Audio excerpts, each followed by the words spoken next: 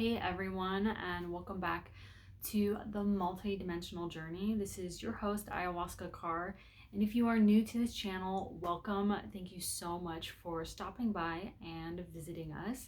Just know that this channel is all about spirituality, mental health, wellness, and non-ordinary states of consciousness, and we talk a lot about ayahuasca on this channel. And today we are going over somatic experiencing. What is it? How do we tap into it? And knowing that it's always available to us. And really, my goal in talking about it is to make it very approachable, to make it easy, to name off some of the mistakes and pitfalls that I had with somatic experiencing, and how it's probably going to be like one of the biggest game changers in your ayahuasca preparation and integration. So first of all, somatic or soma refers to the body and body awareness and tapping into it, and experiencing meaning we are having an experience. So the easiest way that I can describe to you what somatic experiencing is just beginning to notice what is happening in your body right now. And whatever it is, whether it's discomfort, whether it's excitement, whether it's joy, whether it's anger, irritation, whatever it is, that is what the whole practice of somatic experiencing is. It starts with this step right here. It's really a mindfulness practice, and it's being able to notice what is happening in the body, and then knowing that we can have an awareness around it, acknowledge it, and we build resources, skills, and tools to either take in or shift a moment or just be with it. All of these things. So it's really the practice of holding the body as much wiser than the mind. And I guess, I say that a lot, but maybe I shouldn't say that. It's like it's more so putting the body first, as the body is literally shaping our experience, meaning the body holds the chemical reactions that are happening. It holds the central nervous system that is driving all of that, which we'll get to in a second. And it's holding everything that's driving the thought patterns, not just internally too. It's how we're interacting with the world externally. So a really important thing to understand within somatic experiencing is the Polyvagal Theory that strongly supports somatic experiencing. Although they were created by two different people, I really believe that understanding Polyvagal Theory will support your somatic experiencing in a way that maybe you haven't been able to experience before. So I'll put the link below explaining Polyvagal Theory in a much deeper detail. But really, it explains that our emotional and physical experiences are largely driven by the underlying currents of whether we're in our ventral vagal, which is when we feel social, we feel engaged, we feel light, we feel safe. That's like number one in terms of that part of our central nervous system, is that we feel safe. We're not in a hyper-aware state. We're not hyper-vigilant. All of that is not online. And then the other state is the sympathetic nervous system state. So that's when we start to feel stressed out. There's adrenaline and cortisol running. There might be some hyper-awareness, and it definitely can get to a place where it's overwhelming. I do think it's important to point here that our sympathetic nervous system does mobilize us to do something with our energy. So it's not necessarily bad. And most people that I work with, including myself, just don't have the awareness to regulate their sympathetic nervous system and are just stuck in it chronically. So even when we do mobilize ourselves into it, we don't know how to cool down and come out of it. And that is definitely a part of the somatic experiencing approach of tracking, of knowing where we're at in the central nervous system, of knowing that we have the ability to dip in and dip out of a particular state. And then last but not least, the dorsal vagal shutdown or the freeze response.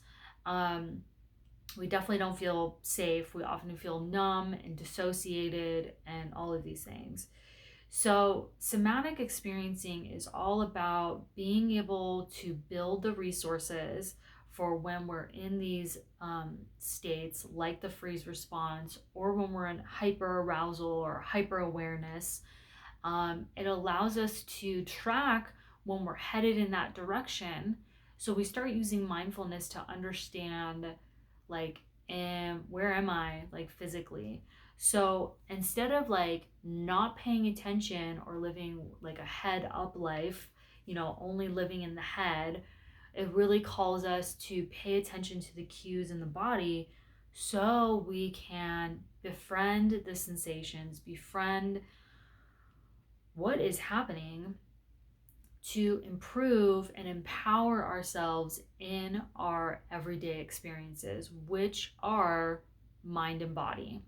The only way that we have access to that, though, is if we are paying attention and we're connecting with the mind and body.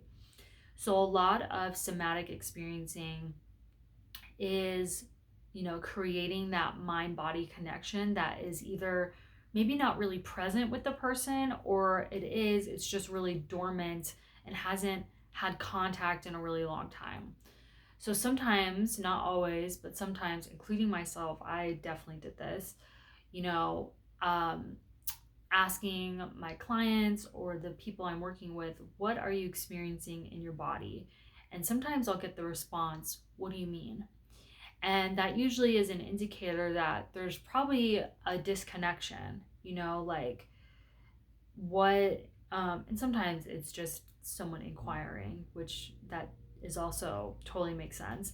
And usually more often than not, upon deeper explanation or deeper exploration, there is a true disconnect of just like not being in the body, being dissociated from the body. Someone maybe who works a lot or is like always busy, super disconnected from the body.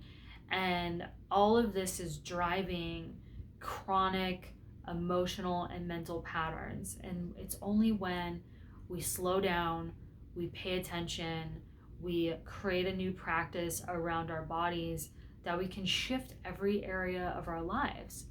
And Peter Levine has this really awesome toy that he uses. It's one of those, like, I don't have it with me obviously, but I'm just trying to demonstrate. It's like this thing that collapses and contracts and expands.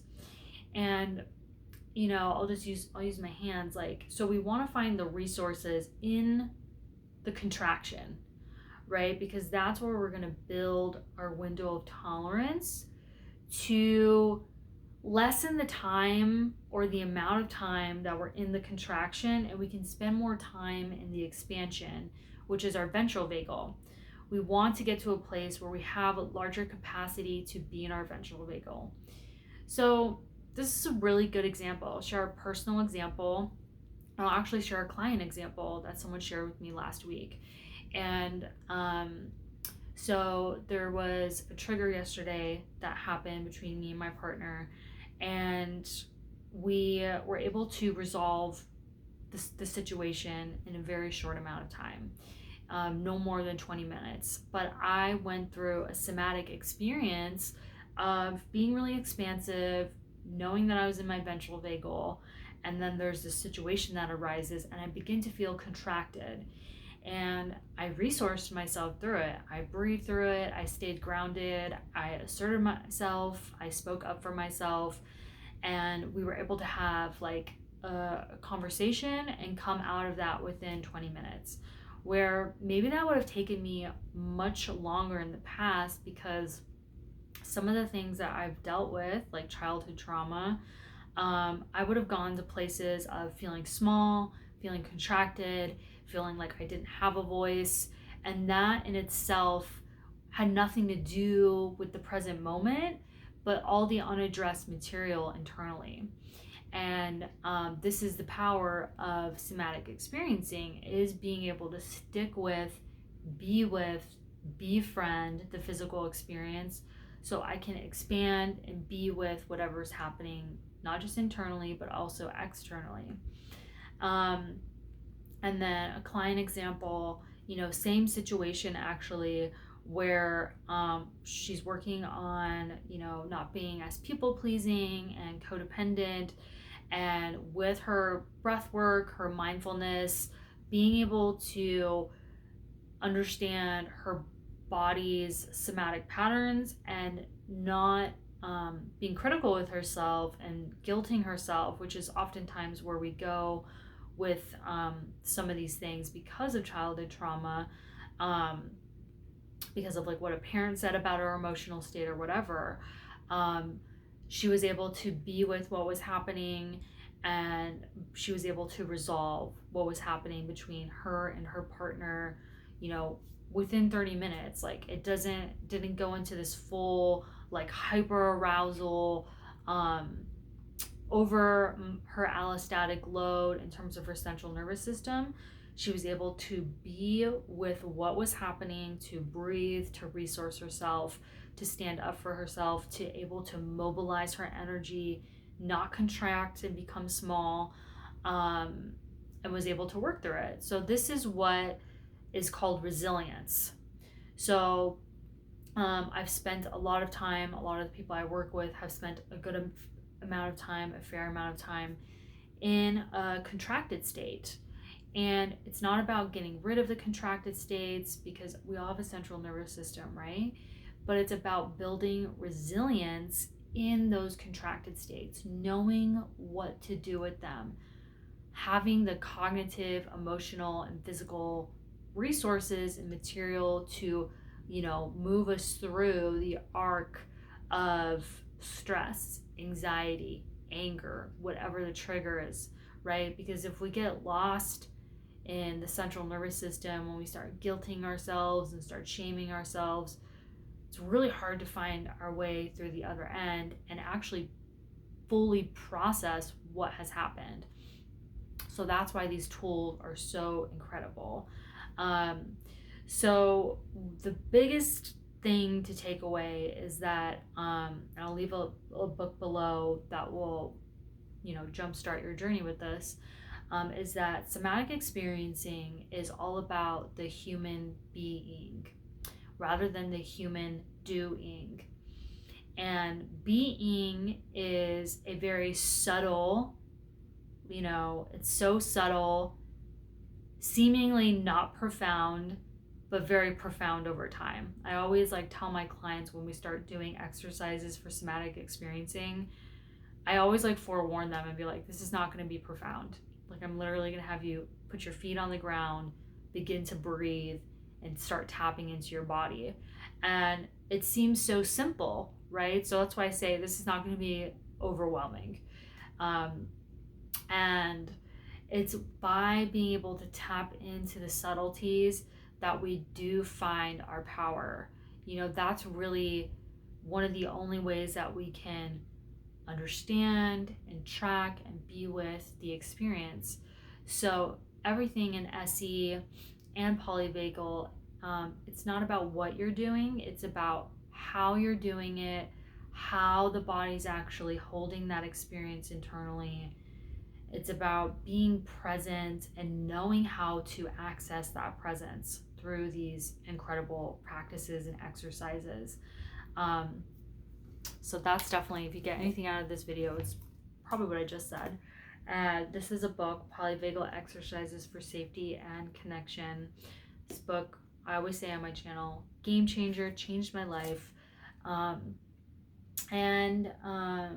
Yeah, so it's really changed how I show up as an individual. I'm a completely different person because of the knowledge that I've read about and that I practice every day.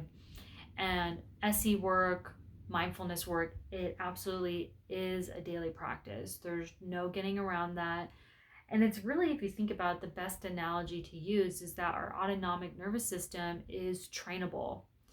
It is trainable. And oftentimes, we would say that our mindsets are trainable.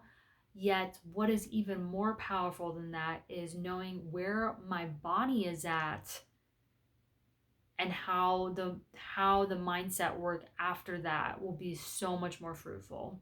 If I'm in an anxious state and I'm trying to change my mind about something, I don't really have a lot of like leverage, right? But if I can ground, soothe, come back into my body, I'm more likely to come to a much more fruitful, expansive decision.